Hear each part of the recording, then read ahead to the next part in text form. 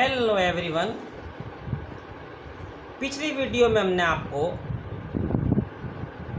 Set theory में set के बारे में बताया था और उनके प्रकार यानी कि टाइप्स ऑफ सेट के बारे में बताया था। आज एक हम नया टॉपिक सबसेट, जिसको हिंदी में कहते हैं उपसमुच्चय, स्टार्ट करते हैं। यदि हमारे पास दो सेट हैं ए और B, if two set A and B are such that, यानी कि दो सेट इस प्रकार हैं कि A का प्रत्येक अवयव B के अंदर हो, यानी कि each element of A is the element of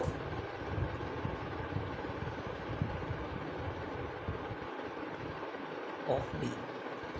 तो यहाँ हम A को B का उपसमुच्चय कहेंगे, यानी कि A is subset of B, यानी कि A को B का उपसमुच्चय कहेंगे और इसको डिनोट करेंगे A सबसेट है B के। इसको A is subset of B, इसको इससे डिनोट करेंगे, यानी कि ये जो साइन है वो होगा आपका सबसेट का। फॉर एग्जाम्पल, लेट एक सेट है ए बी सी एंड दूसरा सेट है बी ए बी सी और डी। तो हम देखते हैं ए का हर एलिमेंट जो है वो बी का एलिमेंट है, तो ए सबसेट है बी के, यानी कि each element of A are the set of B. तो हम कहेंगे ए सबसेट है बी के, परंतु बट बी सबसेट ए के नहीं है। क्यों? इसका कारण कि डी एलिमेंट बी के अंदर तो है परंतु वो ए के अंदर नहीं है, यानी कि इसका कारण लिखेंगे D does not belongs to A, यानी कि बी में कम से कम एक एलिमेंट या दो एलिमेंट या इससे ज़्यादा एलिमेंट ऐसे होने चाहिए जो ए के एलिमेंट ना हो। लेकिन अगर ऐसा हो, इफ ए भी सबसेट हो बी के एंड बी भी सबसेट हो ए के, इस केस में हम दोनों सेट को इक्वल सेट कहेंगे, यानी कि A is equal to B, इसको कहेंगे हम इक्वल सेट, यानी कि समान समुच्चय। यानी कि दो सेट इक्वल होने के लिए, यानी कंडीशन है, यानी कि नोट करने वाली बात होगी कि अगर दो सेट को हमें इक्वल प्रूव करना है तो इसके लिए कंडीशन होनी चाहिए ए भी सबसेट होना चाहिए बी के और बी भी सबसेट होना चाहिए ए के, तब हम इसको इक्वल सेट यानी कि समान समुच्चय कहेंगे। तो ये बताया गया कि ए सबसेट बी के और बी भी सबसेट हो ए के, तो A is equal to B होता है। लेकिन इफ ए सबसेट हो बी के but A is not equal to B, तो ए को बी का प्रॉपर सबसेट कहते हैं। ए इज प्रॉपर सबसेट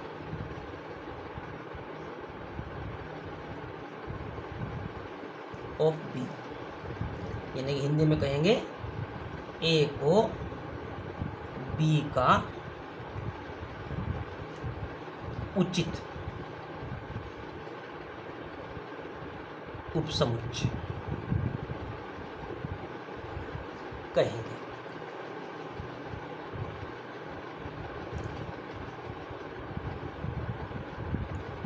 और B is super set of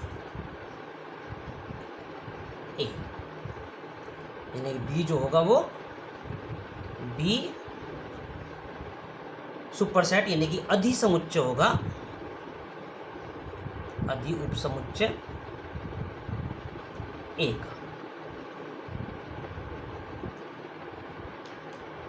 तो जैसे इसके लिए एग्जाम्पल लेते हैं, example A is equal to x such that x lies between 2 to 5 and B is equal to x such that 2 to 7, जहां where x belongs to N है। तो हमें देखना है कि ये प्रॉपर सबसेट होगा या नहीं होगा। तो हम ए को, ये हमने प्रॉपर्टी रूप में लिखा है, तो ए सेट के एलिमेंट जो होंगे, एक्स नेचुरल नंबर है तो 2 और 5 के बीच में जो नेचुरल नंबर होंगे वो लेंगे, तो हो गया 3 और 4। इसी तरह से बी जो है वो सेट है, इसमें एक्स के जो एलिमेंट हैं 2 और 7 के बीच में भी हैं, लेकिन क्लोज्ड इंटरवल है तो 2 और 7 भी लिया जाएगा। तो हम लेंगे 2, 3, 4, 5, 6 और 7। तो हम यहाँ देखते हैं कि ए तो सबसेट है बी के, ए सबसेट है बी के, but A is not equal to B. क्यों? क्योंकि उसका कारण है कि 2, 5, 6, 7 ए के अंदर नहीं है, तो हम कहेंगे कि A is proper subset of B. अब लेंगे हम नंबर ऑफ सबसेट्स।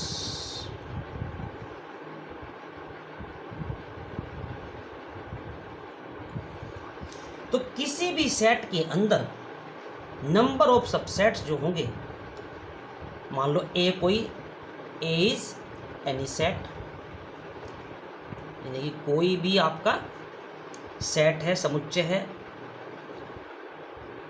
जैसे ए इज इक्वल टू 1, 2, तो इसके हम अंदर नंबर ऑफ एलिमेंट कितने हैं? 2। नंबर ऑफ एलिमेंट को हम कहेंगे नंबर ऑफ एलिमेंट यानी कि अवयवों की संख्या, अवयवों की संख्या। और अवयवों की संख्या को हम n से प्रतिशत करेंगे। तो n की वैल्यू यहाँ कितनी है? 2, क्योंकि यहाँ पर 2 एलिमेंट हैं ए सेट के अंदर। तो एक एनी सेट है जिसके अंदर अवयवों की संख्या 2 है। तो इसके लिए हम फार्मूला याद रखेंगे कि नंबर ऑफ सबसेट्स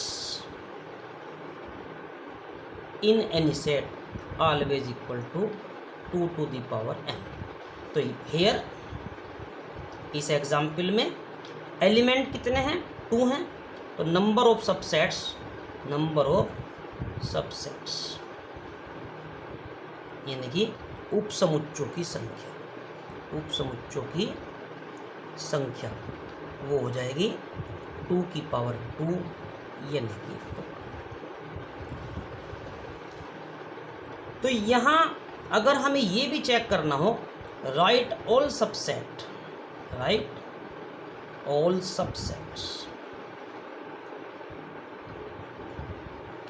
यानी कि अगर सभी उपसमुच्चय भी निकालने हो, उपसमुच्चय भी निकालने, ये तो पता लग गया है कि नंबर ऑफ सबसेट्स 4 होंगे लेकिन वो कौन कौन से होंगे अगर ये भी चेक करना है तो हम जो एलिमेंट हैं ए के उनके लिए अलग अलग सेट बनाएंगे। जैसे एक एक का अलग बनाएंगे सेट, एक अलग हो गया, 2 का अलग बनाएंगे, एक हो गया, 1 और 2 का बनाएंगे, 1 और 2 का बन गया, और 5 सभी के लिए लेंगे, यानी कि 5 यानी कि नल सेट। आपको बताया गया था नल सेट हर सेट का सबसेट होता है। तो ये कितने हो गए, ये हो गया हमारे पास, यानी कि यहाँ हम नोट करने वाली बात ये भी रहेगी कि 5 is subset of all set. तो कहने का मतलब क्या हुआ कि 5 यानी कि 5 को हमने क्या कहा, रिक्त समुच्चय। रिक्त समुच्चय प्रत्येक समुच्चय का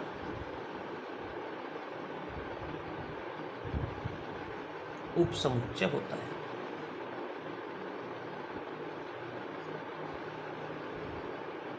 five subset of all sets. अब लेंगे हम पावर सेट। पावर सेट को हिंदी में कहेंगे घात समुच्चय।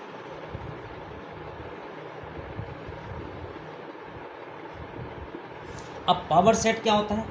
द पावर सेट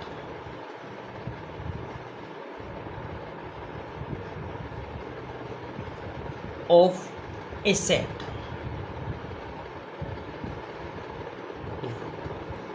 मान लो कोई ए सेट है, the power set of A set A of all subsets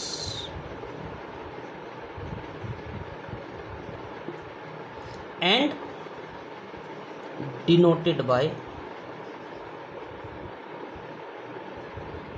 P। यानी कि हमारे पास कोई सेट A है, उस सेट के अगर हम सभी उपसमुच्चय निकाल दें, सबसेट का मतलब उपसमुच्चय, और उनका एक सेट बना दिया जाए तो उसको हम पावर सेट कहेंगे और इसको डिनोट करते हैं PA से। एग्जाम्पल के तौर पर सपोज ए सेट गिवन है और इसके एलिमेंट हैं ए बी सी, और फाइंड पी, यानी कि इसका हम घात समुच्चय निकालना चाहते हैं। तो सबसे पहले देखते हैं हम नंबर ऑफ सबसेट्स कितने होंगे। नंबर ऑफ सबसेट्स हमने देखा फार्मूला है 2 की power n। Here n is equal to 3, तो 2 की पावर 3 इट मीन्स 8, यानी कि नंबर ऑफ सबसेट्स हो गए 8। अब राइट ऑल सबसेट्स, यानी कि सभी उपसमुच्चय लिखो, ऑल सबसेट्स लिखो, उपसमुच्चय। उपसमुच्चय लिखने के लिए पहले एक एक के बना लीजिए सेट्स, ए अलग, बी अलग और सी अलग, एक एक के बन गए। अब 2 के बना लीजिए, ए बी, फिर बी सी हो गया, फिर सी ए हो गया, फिर 3 का बन जाएगा, 3 का बन जाएगा, एक बनेगा ए बी सी। और आपको बताया था कि 5 is subset of every set, 5 हर एक का उपसमुच्चय होता है। ये सब हमारे उपसमुच्चय हो गए, लेकिन हमको निकालना है पावर सेट पी ए। तो हमने जितने ये उपसमुच्चय बनाए हैं A B C, A B और बी सी और सी ए और ए बी सी और 5, इन सब का अगर एक सेट बना दिया जाए तो इसको हम पी ए यानी कि पावर सेट कहेंगे। तो नंबर ऑफ पावर सेट यहाँ भी नोट करने वाली बात होगी, number of power sets, number of elements in power set, यानी पावर सेट के अंदर कितने नंबर ऑफ एलिमेंट्स होंगे। तो इसके लिए फार्मूला यही है क्या कि 2 की पावर 3 ही होंगे, यानी कि 8 ही होंगे। ये हो गया हमारा पावर सेट। अब हम सेट पे लेते हैं ऑपरेशन, ऑपरेशन ऑफ सेट।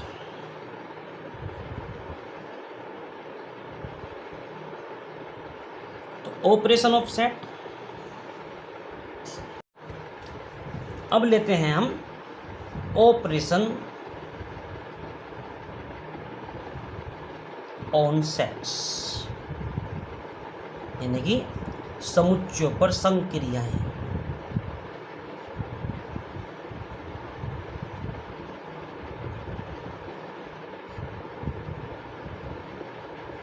तो इसमें सबसे पहले आता है यूनियन ऑफ सेट,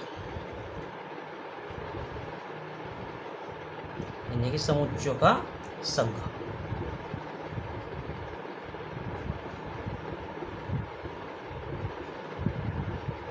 और समुच्चय को संघ को हम डिनोट करते हैं बाय यू, यू से इसको हम डिनोट करेंगे।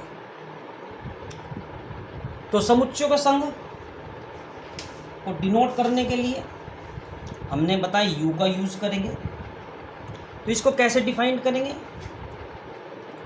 तो यूनियन ऑफ सेट के लिए let A and B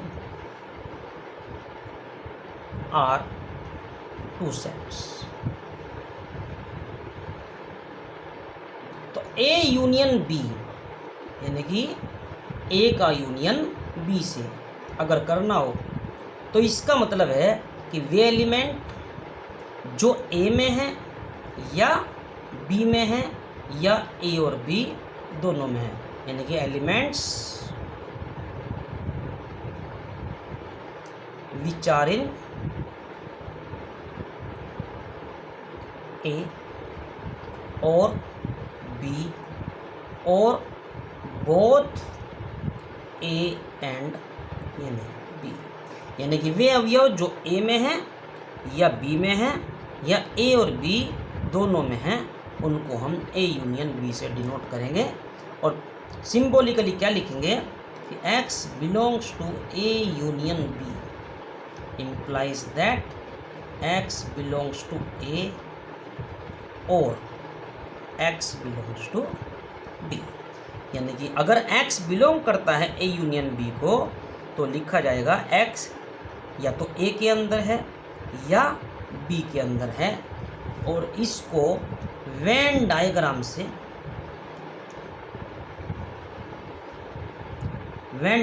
denote करने के लिए क्या करते हैं हम? पहले एक रेक्टेंगल बनाते हैं,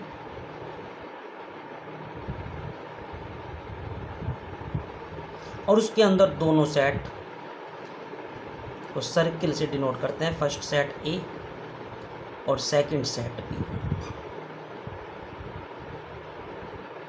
और ए यूनियन बी को रिप्रेजेंट करने के लिए ए और बी दोनों को शेडिड कर देते हैं।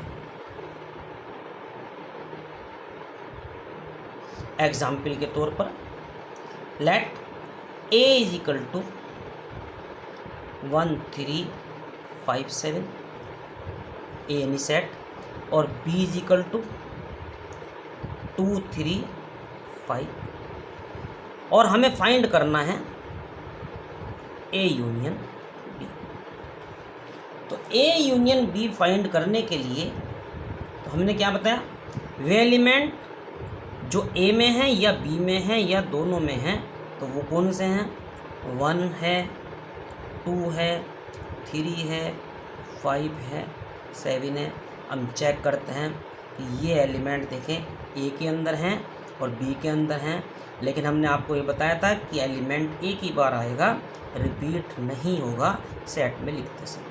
तो ए यूनियन बी को अगर वेन डायग्राम से हम डिनोट करें तो ए यूनियन बी को वेन डायग्राम डिनोट करने के लिए हम बता सकते हैं, ऊपर वाला हम स्केच करके दिखा सकते हैं। एक एग्जाम्पल और लेते हैं। एग्जाम्पल है if A is equal to है 2 4 6 8 10 and B is equal to है 1 3 5 7 9। तो हमको फाइंड करना है ए यूनियन बी। तो ए यूनियन बी, ए और बी यानी कि वे एलिमेंट जो ए में है या बी में है या दोनों में है, तो वे एलिमेंट कौन से होंगे?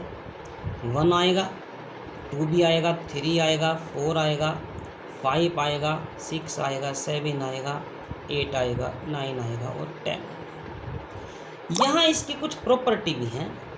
तो प्रॉपर्टी क्या है? तो प्रॉपर्टी याद रखनी है कि क्या, कि A union B always equal to B union A होता है, और इस प्रॉपर्टी का नाम है कोम्यूटेटिव प्रॉपर्टी।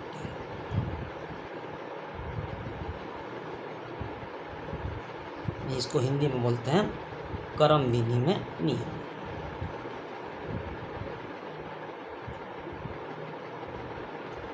यानी कि अगर ए और बी हमारे पास दो सेट हैं, तो A union B always equal to B union A होता है।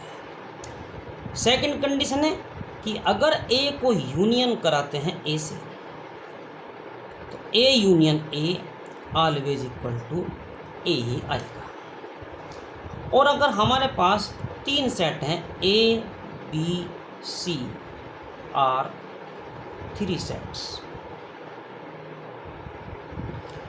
तो इसके लिए A union B union C always equal to A union B union C होगा, और इसका नाम है एसोसिएटिव लॉ।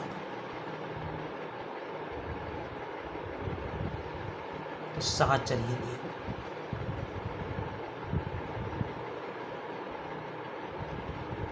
और फोर्थ प्रॉपर्टी है कि अगर फाई का यूनियन कराएं ए से, तो फाई का यूनियन कराने से वो ए ही मिलेगा। ये इसकी हमें कुछ प्रॉपर्टी जो है वो याद रखनी है।